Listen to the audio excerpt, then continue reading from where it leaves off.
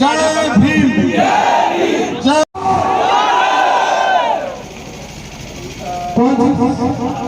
आज आप प्रशासन के अधिकारियों से आपका निवेदन है, आज आप हमारे कुछ गाड़ियों को लोगों को तो आज ही कुछ संकल्प करके जरूर जाए, समय कम है।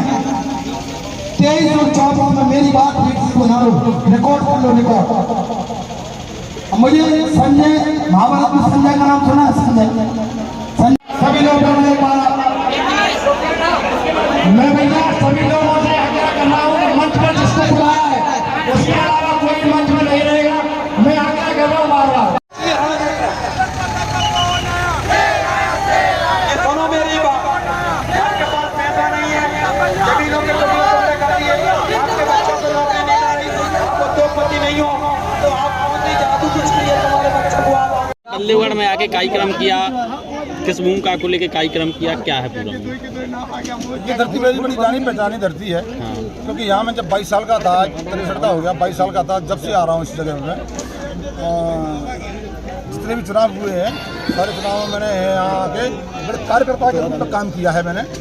तो यहाँ भी वही स्थिति चल रही है जो पूरे प्रदेश के अंदर चल रही है और पूरे देश के अंदर ओबीसी और एसटी और एससी को कहीं से कहीं न तो उनको हक दिया जा रहा है, न कहीं उनको लाइक किया जा रहा है, ना ही राजनीति में, ना ही नौकरियों में। इतना देख रहा हूँ मैं कि बढ़िया मलाईदार जितने पद हैं सरकारी नौकरियों के सारे उनके पास में हैं।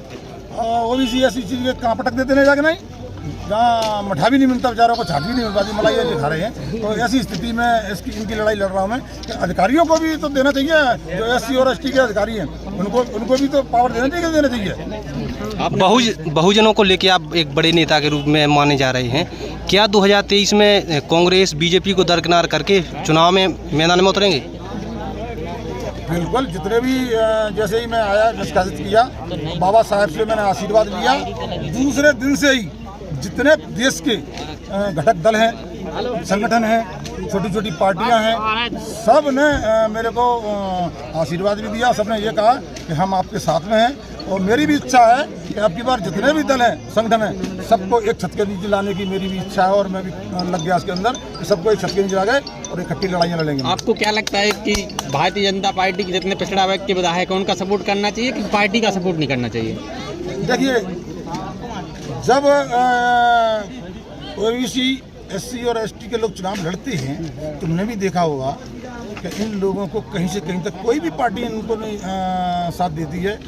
हारे या जीते ना लाइक कर दिया, जीत के भी जाएं तो कुन्ने में ढल लेते ले जाके, नहीं मंत्री कोई और बनता है और मेहनत कोई और करता है। तो इसीलिए मैं लड़ाई ओबीसी और एसटी इसकी लड़ूंगा। बताओ पावरफुल लोग हैं, बताओ उनकी लड़ाई क्या लड़नी है?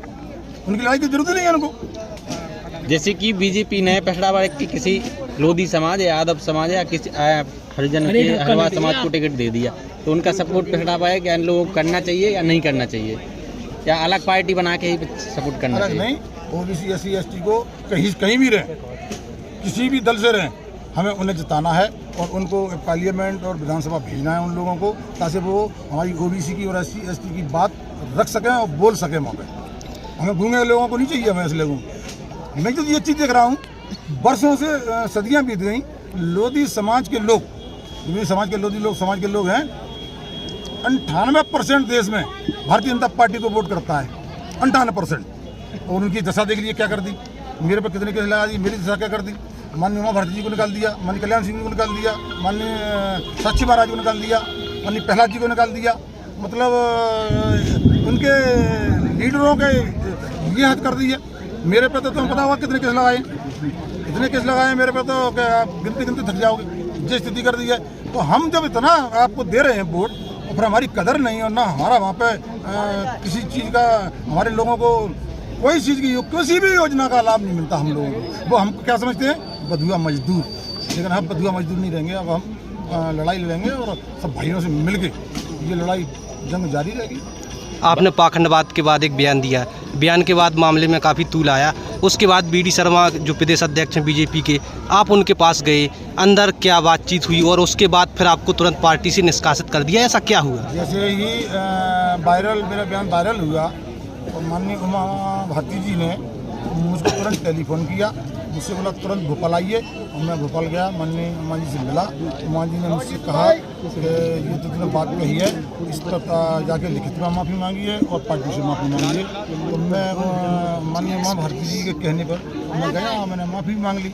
मुझे ये भी लिखा मैंने उसमें माफ़ी मांगने में, मैंने कहा ये बड़े भाई हैं हमारे, हमको बड़ा भाई बोलता हूँ मैं, ये बहुत बड़े दिल के हैं और ये मुझे ज़रूर माफ़ करेंगे। लेकिन माफ़ तो किया नहीं, केस भी लगा दिया और जान से मारने की धमकियाँ भी देना शुरू कर दी और निष्कासित भी कर दिया।